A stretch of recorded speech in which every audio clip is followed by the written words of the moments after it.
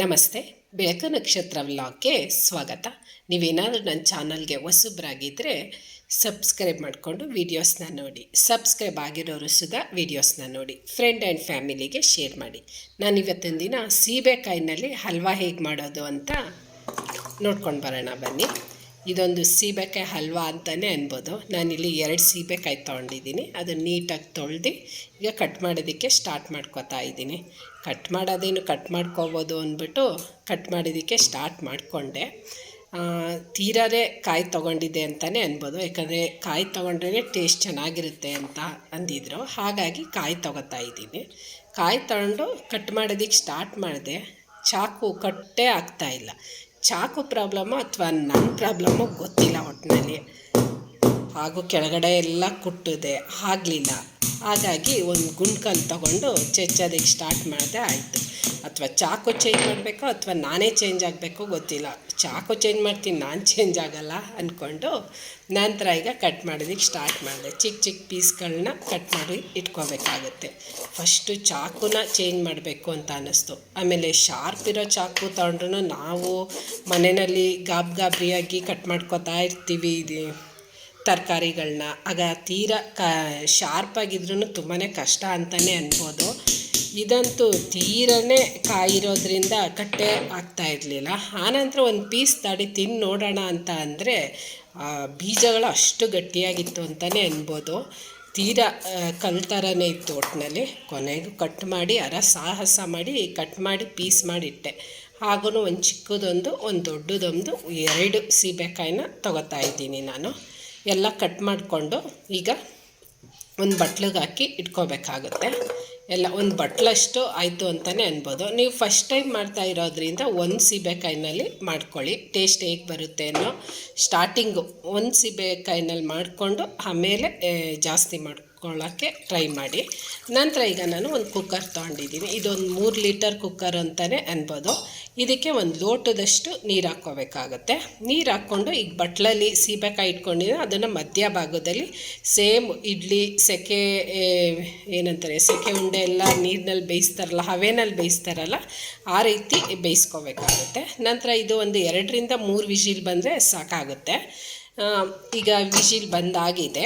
ಈಗ cooker lid open ಮಾಡಿಬಿಟ್ಟು ನಂತರ ಈಗ ಎಲ್ಲ ಸಾಫ್ಟಾಗೇ ಬೆಂದಿದೆ ಅಂತಲೇ ಅನ್ಬೋದು. ಈಗ ತೊಗೋತಾ ಇದ್ದೀನಿ. ಆಲ್ಮೋಸ್ಟು ಆರಿದೆ, ಏನು ಸುಡ್ತಾ ಇಲ್ಲ. ಈ ರೀತಿ ಬೆಂದಿದೆ ನೋಡಿ. ನಂತರ ಈಗ ನಾನು ಇದನ್ನು ಒಂದು ಮಿಕ್ಸಿ ಜಾರ್ಗೆ ಹಾಕ್ಕೊಂಡು ನುಣ್ಣಗೆ ರುಬ್ಕೋಬೇಕಾಗುತ್ತೆ. ಆದಷ್ಟು ಎಷ್ಟು ನೈಸಾಗಿ ರುಬ್ಕೋತೀರೋ ಅಷ್ಟೂ ಟೇಸ್ಟ್ ಚೆನ್ನಾಗಿರುತ್ತೆ ಅಂತಲೇ ಅನ್ಬೋದು. ಈಗ ರುಬ್ಕೊಂಡು ಬರ್ತೀನಿ ನೋಡಿ. ಈ ರೀತಿ ರುಬ್ಕೊಂಡಿದ್ದಾಗಿದೆ. ಈಗ ಈ ರೀತಿ ನೈಸಾಗಿ ರುಬ್ಕೊಂಡಿದ್ದೀನಿ. ಈಗ ನಾನು ಹಲ್ವಾ ಮಾಡೋದಕ್ಕೆ ಯಾವ ಪಾತ್ರೆ ಯೂಸ್ ಮಾಡ್ತೀನಿ ಆ ಪಾತ್ರೆ ತೊಗೊಂಡು ಈಗ ಜರಡಿ ಅಂದರೆ ಸೋಸ್ಕೋಬೇಕಾಗುತ್ತೆ. ಯಾಕಂದರೆ ಅದರಲ್ಲಿ ಏನಾದರೂ ಸ್ವಲ್ಪ ದಪ್ಪದು ಅಥವಾ ಬೀಜಗಳೇನಾದರೂ ಸಿಕ್ಕುತ್ತೆ ಅನ್ನೋ ಕಾರಣಕ್ಕೆ ಸೋಸಿ ಇಟ್ಕೋತಾ ಇದ್ದೀನಿ ನಾನು ಜಾಲರಿನಲ್ಲಿ. ಈಗ ಎಲ್ಲ ಹಾಕ್ಕೊಂಡು ಅದು ಸ್ವಲ್ಪ ಗಟ್ಟಿ ಇರೋದ್ರಿಂದ ಬೀಳೋದು ಕಷ್ಟ. ಹಾಗಾಗಿ ಒಂದು ಸ್ಪೂನ್ ಸಹಾಯದಿಂದ ಸ್ವಲ್ಪ ಈ ರೀತಿ ಮಿಕ್ಸ್ ಮಾಡ್ಕೊಳ್ತಾ ಬಂದರೆ ಅದು ಕೆಳಗಡೆ ಎಲ್ಲ ನೀಟಾಗಿ ಫಿಲ್ಟ್ರ್ ಆಗುತ್ತೆ ಅನ್ನೋ ಕಾರಣಕ್ಕೆ ಈಗೆಲ್ಲ ನೀಟಾಗಿ ಕೆಳಗಡೆ ಅಂದರೆ ಆ ನೈಸ್ ಪೇಸ್ಟ್ ಎಲ್ಲ ಬರಲಿ ಅನ್ನೋ ಕಾರಣಕ್ಕೆ ಈ ರೀತಿ ಮಾಡ್ಕೊತಾ ಇದ್ದೀನಿ. ನಂತರ ನೋಡಿ ಈ ರೀತಿ ಬೀಜ ಎಲ್ಲ ಕಂಪ್ಲೀಟ್ ಬಂದಾಗಿದೆ. ಈಗ ನೈಸಾಗಿ ಅಂದರೆ ಪೇಸ್ಟ್ ಮಾತ್ರ ನಮಗೆ ಕೆಳಗಡೆ ಸಿಕ್ಕಿದೆ ಅಂತಲೇ ಅನ್ಬೋದು. ಈ ರೀತಿ ನೈಸಾಗಿ ರುಬ್ಕೊಂಡು ಇಟ್ಕೋಬೇಕಾಗುತ್ತೆ. ಅಂದರೆ ತೀರಾ ತೆಳುಗೂ ನೀರು ಹಾಕ್ಕೊಂಡು ರುಬ್ಕೋ ಅವಶ್ಯಕತೆ ಇಲ್ಲ. ಸ್ವಲ್ಪ ಒಂದು ಅರ್ಧ ಲೋಟದಷ್ಟು ನೀರು ಹಾಕ್ಕೊಂಡು ರುಬ್ಕೋಬೇಕಾಗುತ್ತೆ. ಈ ರೀತಿ ಗಟ್ಟಿಯಾಗೇ ಇರಬೇಕು, ಯಾಕಂದರೆ ಹಲ್ವಾ ಮಾಡ್ತಾ ಇರೋದ್ರಿಂದ ಗಟ್ಟಿ ಇರಬೇಕಲ್ಲ. ಹಾಗಾಗಿ ಇದಕ್ಕೆ ನಾನು 1 ಕಪ್ಪಷ್ಟು ಸಕ್ಕರೆ ಹಾಕ್ಕೋತಾ ಇದ್ದೀನಿ. ಸಕ್ಕರೆ ಹಾಕ್ಕೊಂಡು ಮಿಕ್ಸ್ ಮಾಡಿ ಇಟ್ಕೊತಾ ಇದ್ದೀನಿ. ಅಂದರೆ ಇದು ಕರಗೋವರೆಗೂ ಕಾಯಬೇಕು ಅನ್ನೋ ಅವಶ್ಯಕತೆ ಏನಿಲ್ಲ, ಯಾಕಂದರೆ ಗ್ಯಾಸ್ ಸ್ಟವ್ ಮೇಲಿಟ್ಟರೆ ಅದಾಗೇ ಕರಗುತ್ತೆ. ಈಗ ನೀಟಾಗಿ ಸ್ವಲ್ಪ ಟೇಸ್ಟು ಅಂದರೆ ಸ್ವಲ್ಪ ಇನ್ನೂ ಸಪ್ಪೆ ಆದರೆ ಇನ್ನೊಂದು ಸ್ವಲ್ಪ ಸಕ್ಕರೆ ಹಾಕ್ಕೋಬೋದು ಅನ್ನೋ ಕಾರಣಕ್ಕೆ ಮಿಕ್ಸ್ ಮಾಡಿ ಇಟ್ಕೊತಾ ಇದ್ದೀನಿ. ನಂತರ ಇನ್ನೊಂದು ಬೌಲಲ್ಲಿ ನಾನು ಕಾರ್ನ್ಫ್ಲವರ್ 1 ಸ್ಪೂನಷ್ಟು ಕಾರ್ನ್ಫ್ಲವರ್ ತೊಗೊಂಡು ಅದಕ್ಕೆ ಸ್ವಲ್ಪ ಒಂದು 2 ಸ್ಪೂನಷ್ಟು ನೀರು ಹಾಕ್ಕೊಂಡು ಮಿಕ್ಸ್ ಮಾಡ್ಕೋಬೇಕಾಗುತ್ತೆ. ಯಾಕಂದರೆ ಗ್ಯಾಸ್ ಸ್ಟವ್ ಮೇಲೆ ಆ ಪೇಸ್ಟ್ ಹಾಕಿದ್ಮೇಲೆ ಅಂದರೆ ಬಿಸಿ ಆದಾಗ ನಾವು ಹಾಕಿದ್ರೆ ಗಂಟಾಗೋ ಚಾನ್ಸಸ್ ಇರುತ್ತೆ. ಹಾಗಾಗಿ ಈಗಲೇ ನೀಟಾಗಿ ಮಿಕ್ಸ್ ಮಾಡಿಕೊಂಡು ಕೆಳಗಡೆ ಇದ್ದಾಗೇ ಅಂದರೆ ಈ ಕಾರ್ನ್ಫ್ಲೋರ್ ಈ ನೀರನ್ನ ಹಾಕ್ಕೋಬೇಕಾಗುತ್ತೆ ನಾವು. ಈಗ ಯಾವುದೇ ಗಂಟಿಲ್ಲದೆ ಇರೋ ರೀತಿ ಮಿಕ್ಸ್ ಮಾಡ್ಕೋಬೇಕು. ಮಿಕ್ಸ್ ಮಾಡ್ಕೊಂಡಿದ್ದ ನಂತರ ನಾನಿಲ್ಲಿ ಈ ಸೀಬೆಕಾಯಿ ಪೇಸ್ಟ್ ಇತ್ತಲ್ಲ ಅದಕ್ಕೆ ಹಾಕ್ಕೋಬೇಕಾಗುತ್ತೆ. ನಾನು ಇನ್ನೂ ಗ್ಯಾಸ್ ಮೇಲೆ ಇಟ್ಕೊಂಡಿಲ್ಲ.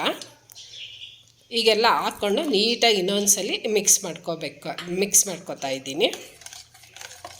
ಈಗೆಲ್ಲ ನೀಟಾಗಿ ಮಿಕ್ಸ್ ಮಾಡ್ಕೊಂಡಿದ್ದ ನಂತರ ಈಗ ಗ್ಯಾಸ್ ಆನ್ ಮಾಡಿಕೊಂಡು ಗ್ಯಾಸ್ ಮೇಲೆ ಇಟ್ಕೋತಾ ಇದ್ದೀನಿ.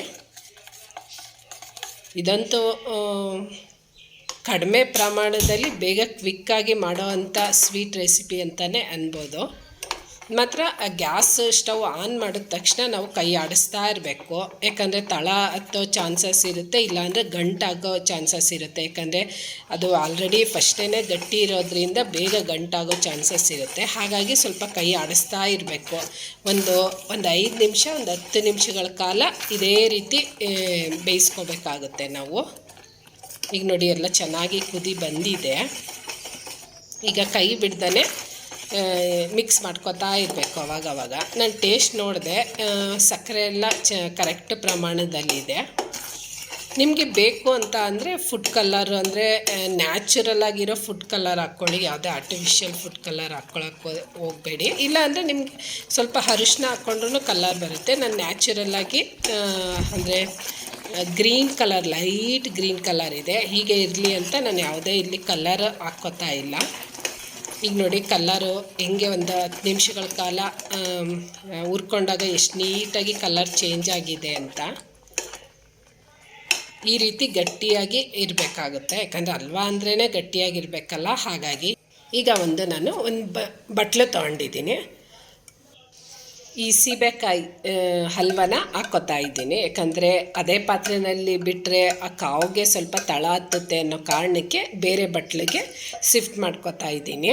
ಇದೊಂದು ಸ್ವಲ್ಪ ಆರಿದ ಮೇಲೆ ತಿನ್ನೋದಕ್ಕೆ ಟೇಸ್ಟ್ ಚೆನ್ನಾಗಿರುತ್ತೆ ಅಂತಲೇ ಅನ್ಬೋದು. ಈಗ ಒಂದು 3-4 ಅವರ್ ಆಗಿದೆ. ಈಗ ನೋಡಿ ಈ ರೀತಿ ರೆಡಿಯಾಗಿದೆ ನಮ್ಮ ಸೀಬೆಕಾಯಿ ಹಲ್ವಾ ರೆಡಿಯಾಗಿದೆ ಅಂತಲೇ ಅನ್ಬೋದು. ಈಗ ಒಂದು ಬಟ್ಲಿಗೆ ಸರ್ವ್ ಮಾಡ್ಕೊತಾ ಇದ್ದೀನಿ. ಇದಂತೂ ಒಂಥರ ಡಿಫ್ರೆಂಟ್ ಟೇಸ್ಟು ಅಂತಲೇ ಅನ್ಬೋದು. ಒಂದು ಕಡೆ ಸ್ವಲ್ಪ ಸಿಹಿ ಹುಳಿ ಆ ಥರ ಇತ್ತು. ಒಟ್ಟಿನಲ್ಲಿ ಡಿಫ್ರೆಂಟ್ ಟೇಸ್ಟು ಅಂತಲೇ ಅನ್ಬೋದು. ಒಂದು ಸ್ವಲ್ಪ ಟ್ರೈ ಮಾಡಿ ಹೇಗಿತ್ತು ಅಂತ ಒಂದು ಕಮೆಂಟ್ ಬಾಕ್ಸಲ್ಲಿ ತಿಳಿಸಿ. ನಾನು ಸ್ವಲ್ಪ ಪ್ರಮಾಣದಲ್ಲಿ ಮಾಡಿರೋದ್ರಿಂದ ಚೆನ್ನಾಗಿತ್ತು ಅಂತಲೇ ಅನ್ಬೋದು.